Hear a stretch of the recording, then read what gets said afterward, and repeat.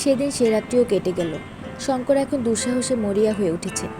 যদি তাকে প্রাণ নিয়ে ভীষণ অরণ্য থেকে উদ্ধার পেতে হয়, তবে তাকে ভয় পেলে চলবে না। দুদিন সে কোথাও না গিয়ে তাঁবুতে বসে মন স্থির করে ভাববার চেষ্টা করলো সে এখন কি করবে। হঠাৎ তার মনে হলো আলভারেজের সেই কথাটা, সলসবেরি। এখান থেকে পূর্ব দক্ষিণ কোণে আন্দাজ 600 মাইল। সলসবেরি, দক্ষিণ রোডেসিয়ার রাজধানী সলসবেরি। যে করে হোক পৌঁছতেই হবে তাকে সলসবেরিতে। সে এখনও অনেক দিন বাঁচবে। তার জন্মকোষ্ঠীতে লেখা আছে যে এ জায়গায় বেঘরে সে মরবে না। শঙ্কর ম্যাপগুলো খুব ভালো করে দেখল। পর্তুগিজ গভর্নমেন্টের ফরেস্ট সার্ভের ম্যাপ, 1873 সালের রয়্যাল মেরিন সার্ভের তৈরি উপকূলের ম্যাপ, ভ্রমণকারী স্যার ফিলিপো ডি ফিলিপির ম্যাপ। এবাদে আলভারেজের হাতে আঁকা ও জিম কার্টারের সইযুক্ত একখানা জীর্ণ বিবর্ণ খসড়া নকশা। আলভারেজ বেঁচে থাকতে সে এইসব ম্যাপ ভালো করে বুঝতে একবারও চেষ্টা করেনি। এখন এই ম্যাপ বোঝার উপর তার জীবন মরণ নির্ভর করছে। সলসবেরির সোজা রাস্তা বার করতে হবে। এই স্থান থেকে তার অবস্থিতি বিন্দুর দিক নির্ণয় করতে হবে। রিক্টাসভিল অরণ্যের এই গোলকধাঁধা থেকে তাকে উদ্ধার পেতে হবে। সবই এই ম্যাপগুলোর সাহায্যে।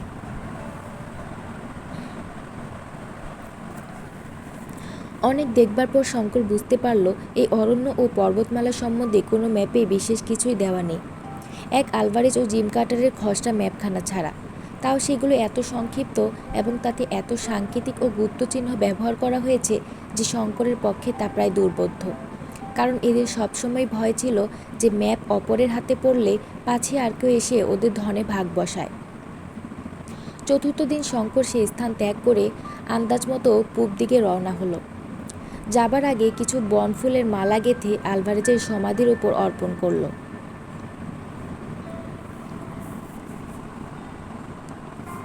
বুশক্রাফট বলে একটা জিনিস আছে। সুবিস্তীর্ণ বিজন গহন অরণ্যানীর মধ্যে ভ্রমণ করবার সময় এ বিদ্যে জানা না থাকলে বিপদ অবশ্যম্ভাবী। আলভারেজের সঙ্গে এতদিন ঘোরাঘুরি করবার ফলে শঙ্কর কিছু কিছু বুশক্রাফট শিখে নিয়েছিল। তবু তার মনে সন্দেহ ছিল যে এই বন একা পাড়ি দেবার যোগ্যতা সে কি অর্জন করেছে। শুধু ভাগ্যের উপর নির্ভর করে তাকে চলতে হবে। ভাগ্য ভালো থাকলে বন পার হতে পারবে, ভাগ্য প্রসন্ন না হয় মৃত্যু।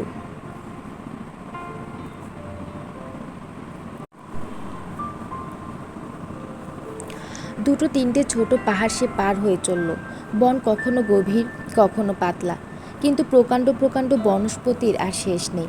শঙ্করের জানা ছিল যে দীর্ঘ এলিফ্যান্ট ঘাসের জঙ্গল এলে বুঝতে হবে যে বনের প্রান্তসীমায় পৌঁছানো হয়েছে, কারণ গভীর জঙ্গলে কখনো এলিফ্যান্ট বা তুষক ঘাস জন্মায় না। কিন্তু এলিফ্যান্ট ঘাসের চিহ্ন নেই কোনো দিকে, শুধু বনস্পতি আর নিচু বনঝোপ। প্রথম দিন শেষ হলো এক নিবিড় অরণ্যের মধ্যে। শঙ্কর জিনিসপত্র প্রায় সবই ফেলে দিয়ে এসেছিল।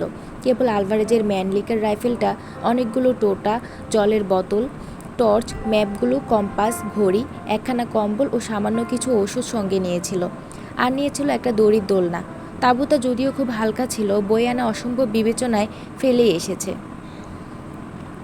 দুটো গাছের ডালে মাটি থেকে অনেকটা উঁচুতে সে দড়ির দোলনা টাঙালো এবং হিংস্র জন্তুর ভয়ে গাছতলায় আগুন জ্বালল। দোলনায় শুয়ে বন্দুক হাতে জেগে রইল, কারণ ঘুম অসম্ভব। একে ভয়ানক মশা, তার উপর সন্ধ্যার পর থেকে গাছতলার কিছু দূর দিয়ে একটা চিতাবাঘ যাতায়াত শুরু করলো।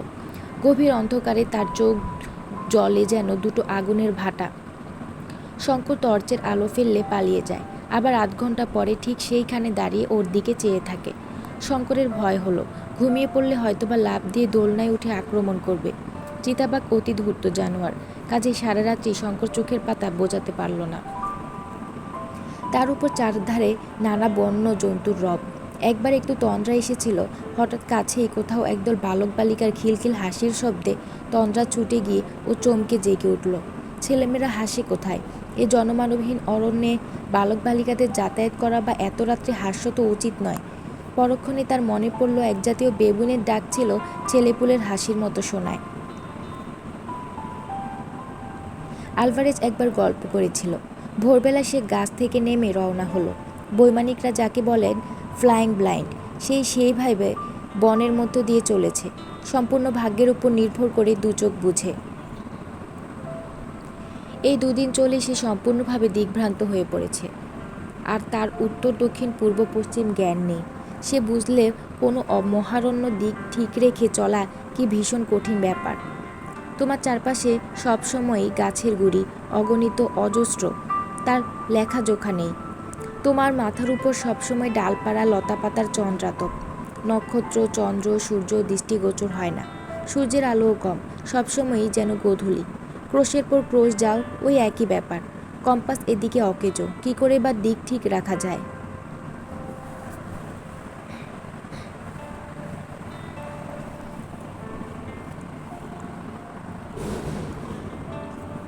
পঞ্চম দিনে একটা পাহাড়ের তলায় এসে সে বিশ্রামের জন্য থামল।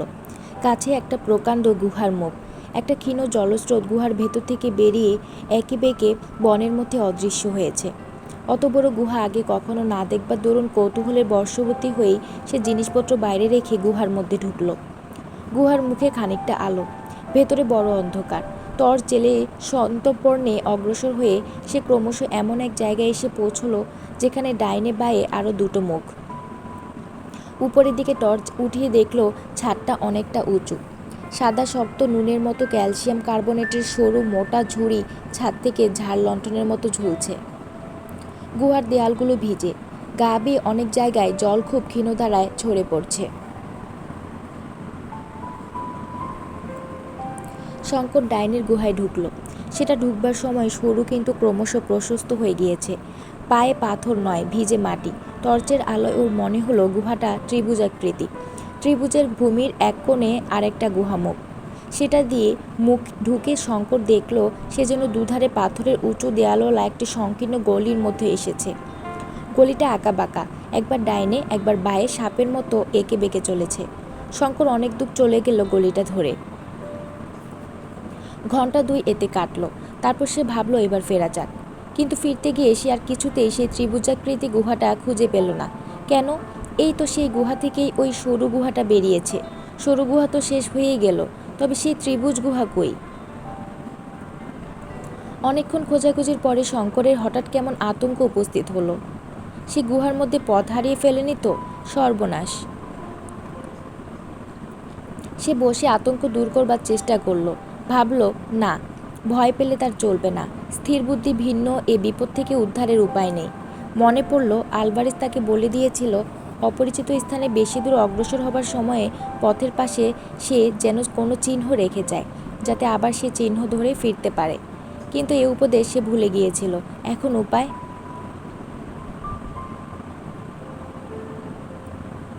টর্চের আলো জ্বালতে তার আর ভরসা হচ্ছে না। যদি ব্যাটারি ফুরিয়ে যায় তবে নিরুপায়। গুহার মধ্যে অন্ধকার সূচিভেদ্য।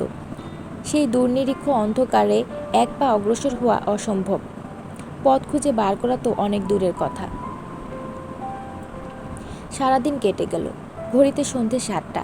এদিকে টর্চের আলো রাঙা হয়ে আসছে ক্রমশ। ভীষণ গুমোট গরম গুহার মধ্যে, তাছাড়া পানীয় জল নেই। পাথরের দেয়াল বেয়ে যে জল চুয়ে পড়ে তার আস্বাদ কষা খার ঈষৎ লোনা। তার পরিমাণও বেশি নয়। জিভ দিয়ে চেটে খেতে হয় দেওয়ালের গা থেকে। বাইরে অন্ধকার হয়েছে নিশ্চয়ই। 7:30 বাজল। 8টা, 9টা, 10টা, তখনও শঙ্কর পথ হাতড়াচ্ছে। টর্চের পুরনো ব্যাটারি চলছে সমানে বেলা 3টে থেকে। এইবার তা এত ক্ষীণ হয়ে এসেছে যে শঙ্কর ভয়ে আরও উন্মাদের মতো হয়ে উঠল। এই আলো যতক্ষণ, তার প্রাণের ভরসাও ততক্ষণ। নতুবা এই নরকের মতো মহা অন্ধকারে পথ খুঁজে পাবার কোনো আশা নেই। স্বয়ং আলভারেজও পারত না। টর্চ নিভিয়ে ও চুপ করে একখানা পাথরের উপর বসে রইল। এ থেকে উদ্ধার পাওয়া যেতে পারত যদি আলো থাকতো। কিন্তু এই অন্ধকারে সে কী করে এখন? একবার ভাবল রাত্রিটা কাটুক না, দেখা যাবে তখন। পরক্ষণে মনে হলো তাতে আর এমন কী সুবিধে হবে? এখানে তো দিনরাত্রি সমান। অন্ধকারে সে দেওয়াল ধরে ধরে চলতে লাগলো। হায় হায়, কেন গুহায় ঢুকবার সময় দুটো নতুন ব্যাটারি সঙ্গে নেয়নি? অন্তত একটা দেশলাই। ঘড়ি হিসেবে সকাল হলো। গুহার চির অন্ধকারে কিন্তু আলো জ্বলল না।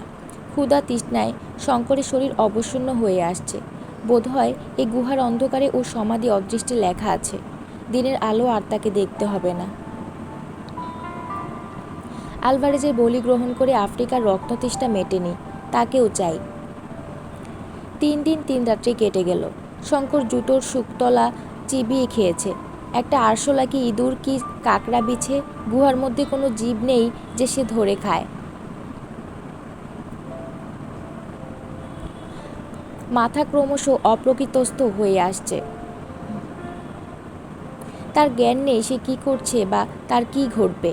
কেবল এইটুকু মাত্র জ্ঞান রয়েছে যে তাকে গুহা থেকে যে করে হোক বেরোতেই হবে, দিনের আলোর মুখ দেখতেই হবে। তাই সে অবসন্ন নির্জীব দেহ অন্ধকার হাতড়ে হাতড়েই বেড়াচ্ছে, হয়তো মরণের পূর্ব মুহূর্ত পর্যন্ত এইরকমভাবে হাতড়াবে।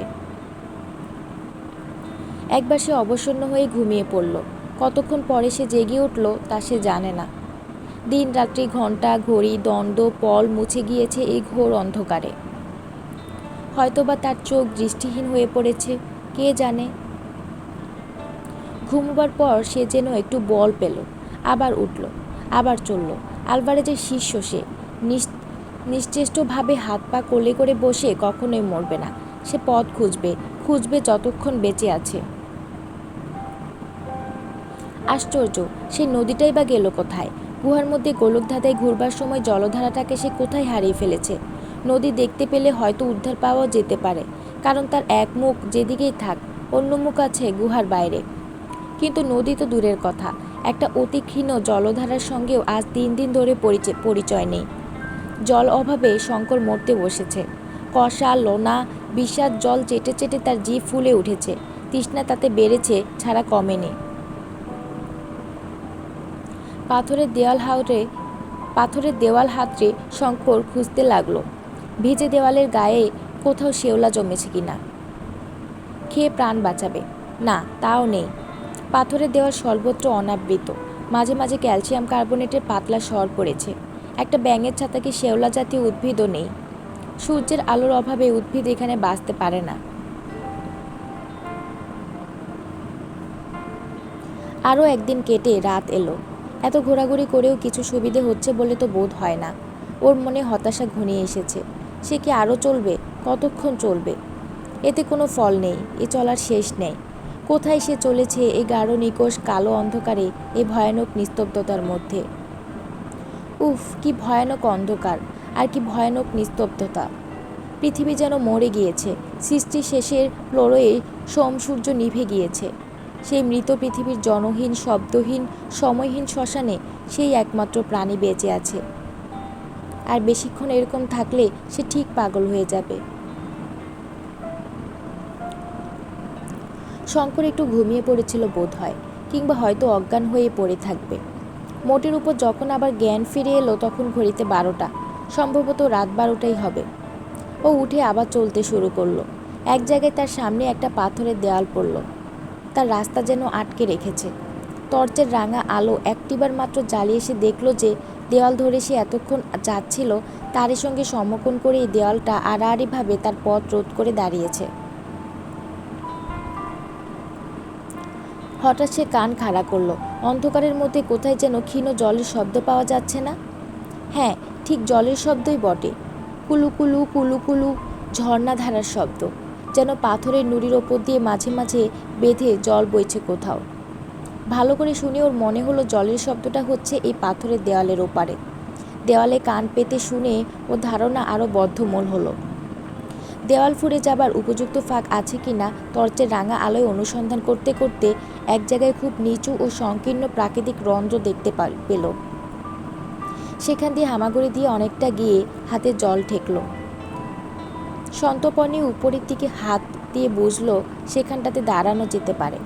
দাঁড়িয়ে উঠে ঘন অন্ধকারের মধ্যে কয়েকবার যেতেই স্রোতযুক্ত বরফের মতো ঠান্ডা জলে পায়ের পাতা ডুবে গেল। ঘন অন্ধকারের মধ্যেই নিচু হয়ে ও প্রাণ ভরে ঠান্ডা জল পান করে নিল। তারপর টর্চের ক্ষীণ আলোয় জলের স্রোতের গতি লক্ষ্য করল। এ ধরনের নির্ঝরে স্রোতের উজানের দিকে গুহার মুখ সাধারণত হয় না। টর্চ নিভিয়ে সেই মহা নিবিড় অন্ধকারে পায়ে পায়ে জলের ধারা অনুভব করতে করতে অনেকক্ষণ ধরে চলল। নির্ঝর চলেছে এঁকে বেঁকে, কখনো ডাইনে কখনো বাঁয়ে। এক জায়গায় সেটা 3-4টে ছোট বড় ধারায় বিভক্ত হয়ে গিয়ে এদিক ওদিক চলে গিয়েছে ওর মনে হলো। এখানে এসে শঙ্কর দিশেহারা হয়ে পড়ল। টর্চ জেলে দেখল স্রোত নানামুখী। আলভারেজের কথা মনে পড়ল। পথে চিহ্ন রেখে না গেলে এখানে আবার গোল পাকিয়ে যাবার সম্ভাবনা। নিচু হয়ে চিহ্ন রেখে যাওয়ার উপযোগী কিছু খুঁজতে গিয়ে দেখল স্বচ্ছ নির্মল জলাধারের এপারে ওপারে দুপারেই এক ধরনের পাথরের নুড়ি বিস্তর পড়ে আছে। সেই ধরনের পাথরের নুড়ির ওপর দিয়েও প্রধান জলধারা বয়ে চলেছে। অনেকগুলি নুড়ি পকেটে নিয়ে সে প্রত্যেক শাখা শেষ পর্যন্ত পরীক্ষা করবে ভেবে দুটো নুড়ি ধারার পাশে রাখতে রাখতে গেল। একটা স্রোত থেকে খানিক দূর গিয়ে আবার অনেকগুলো ফেকড়ি বেরিয়েছে। প্রত্যেক সংযোগস্থলে ও নুড়ি সাজিয়ে একটা এস অক্ষর তৈরি করে রাখল।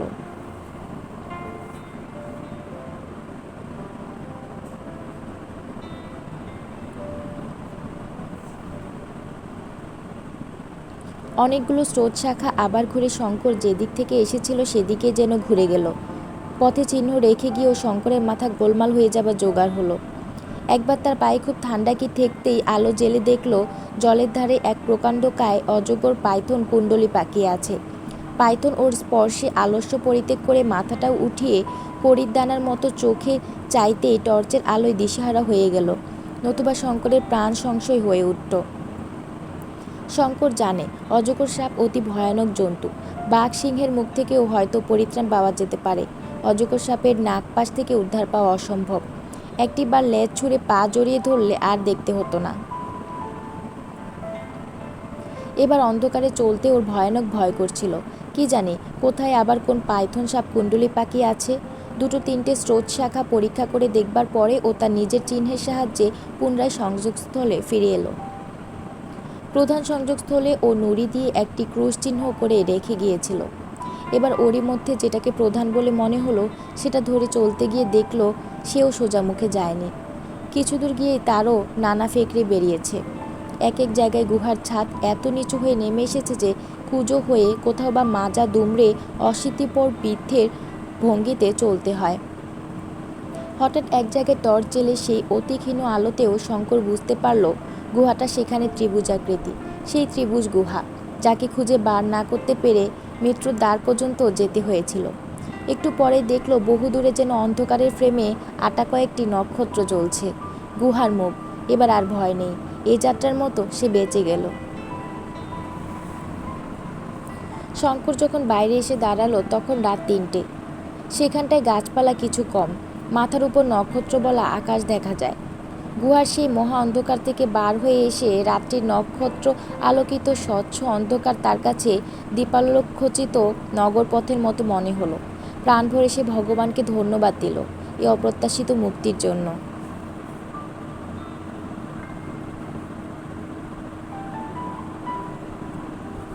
ভোর হলো, সূর্যের আলো গাছের ডালে ফুটল।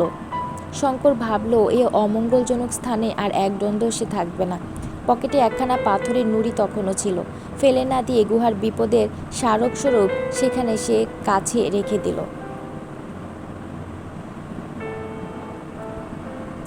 পরদিন এলিফ্যান্ট ঘাস দেখা গেল বনের মধ্যে। সেদিনই সন্ধ্যার আগে অরণ্য শেষ হয়ে খোলা জায়গা দেখা দিল। রাত্রে শঙ্কর অনেকক্ষণ বসে ম্যাপ দেখল।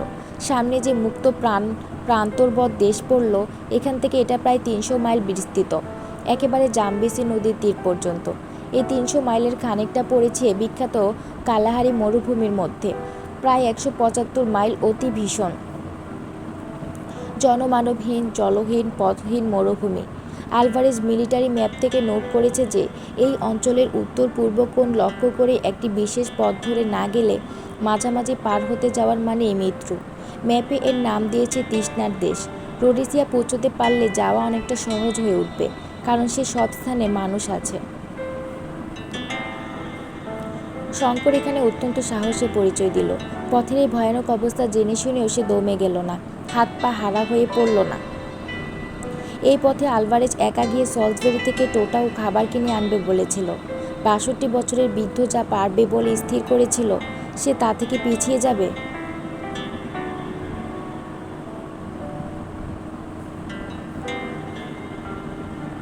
কিন্তু সাহস ও নির্ভীকতা এক জিনিস, জ্ঞান ও অভিজ্ঞতা সম্পূর্ণ অন্য জিনিস। ম্যাপ দেখে গন্তব্যস্থানের দিক নির্ণয় করার ক্ষমতা শঙ্করের ছিল না। সে দেখল ম্যাপের সে কিছুই বোঝে না। মিলিটারি ম্যাপগুলোতে দুটো মরুমধ্যস্থ কূপের জায়গায় ল্যাটিটিউড লঙ্গিটিউড দেওয়া আছে।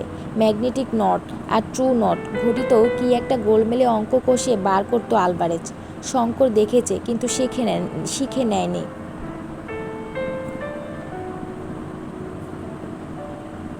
সুতরাং অদৃষ্টের উপর নির্ভর করা ছাড়া আর উপায় কি?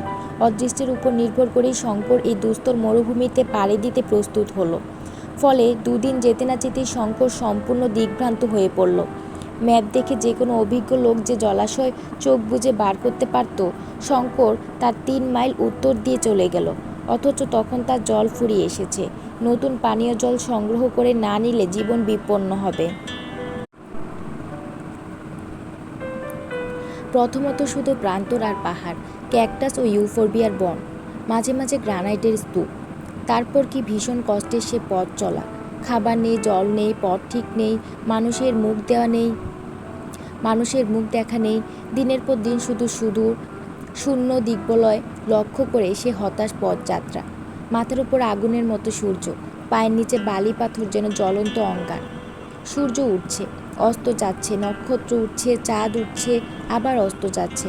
মরুভূমির গিরগিটি একঘেয়ে সুরে ডাকছে, ঝিঝি ডাকছে সন্ধ্যায়, গভীর রাত্রে। মাইল লেখা পাথর নেই, কত মাইল অতিক্রম করা হলো তার হিসেব নেই। খাদ্য দু একটা পাখি, কখনো বা মরুভূমির বাজার শগুনি, যার মাংস জঠুর ও বিষাদ। এমনকি একদিন একটা পাহাড়ি বিষাক্ত কাঁকড়া বিছে, যার দংশনে মৃত্যু, তাও যেন পরম সুখাদ্য। মিললে মহা সৌভাগ্য। দুদিন ঘোর তৃষ্ণায় কষ্ট পাবার পরে পাহাড়ের ফাটলে একটা জলাশয় পাওয়া গেল। কিন্তু জলের চেহারা লাল, কতকগুলো কি পোকা ভাসছে জলে। ডাঙায় কি একটা জন্তু মরে পচে ঢোল হয়ে আছে। সেই জলই আকণ্ঠ পান করে শঙ্কর প্রাণ বাঁচালো।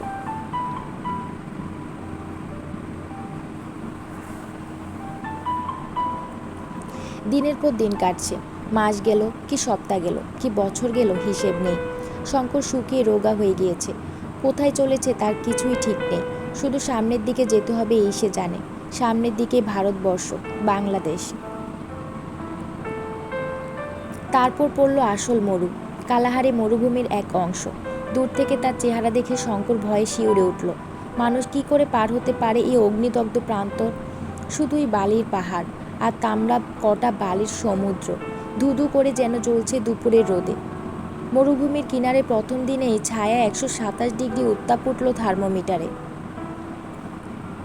ম্যাপে বারবার লিখে দিয়েছে, উত্তর পূর্ব কোণ ঘেঁষে ছাড়া কেউ এই মরুভূমির মাঝামাঝি পার হতে যাবে না, গেলেই মৃত্যু। কারণ সেখানে জল একদম নেই। জল যে উত্তর পূর্ব ধারে আছে তাও নয়, তবে 30 মাইল, 70 মাইল ও 90 মাইল ব্যবধানে 3টি স্বাভাবিক উনুই আছে যাতে জল পাওয়া যায়। ওই উনুইগুলো প্রায় পাহাড়ের ফাটলে, খুঁজে বার করা বড়ই কঠিন। এজন্যই মিলিটারি ম্যাপে ওদের জায়গায় অক্ষ ও দ্রাঘিমা দেওয়া আছে। শঙ্কর ভাবল ওসব বার করতে পারবো না। সেক্সটেন্ট আছে, নক্ষত্রের চার্ট আছে, কিন্তু তাদের ব্যবহার সে জানে না। যা হয় হবে, ভগবান ভরসা। তবে যতদূর সম্ভব উত্তর পূর্ব কোণ ঘেঁষে যাবার চেষ্টা সে করবে। তৃতীয় দিনে নিতান্ত দৈব বলে সে একটা উনুই দেখতে পেল। জল কাদা গোলা, আগুনের মতো গরম, কিন্তু তাই তখন অমৃতের মতো দুর্লভ। মরুভূমি ক্রমে ঘোরতর হয়ে উঠল। কোনো প্রকার জীবের বা উদ্ভিদের চিহ্ন ক্রমশ লুপ্ত হয়ে গেল। আগে রাত্রে আলো জ্বাললে দু একটা কীটপতঙ্গ আকৃষ্ট হয়ে আসতো, ক্রমে তাও আর আসে না। দিনে উত্তাপ যেমন ভীষণ, রাতে তেমনই শীত। শেষ রাত্রে শীতে হাত পা জমে যায় এমন অবস্থা। অথচ ক্রমশ আগুন জ্বালবার উপায় শেষ হয়ে গেল, কারণ জ্বালানি কাঠ আর একেবারেই নেই। কয়েকদিনের মধ্যে সঞ্চিত জলও গেল ফুরিয়ে। সে সুবিস্তীর্ণ বালুকা সমুদ্রে একটা পরিচিত বালুকণা খুঁজে বার করা যতদূর অসম্ভব, তার চেয়েও অসম্ভব ক্ষুদ্র হাত 2 পরিধির এক জলের উনুই বার করা।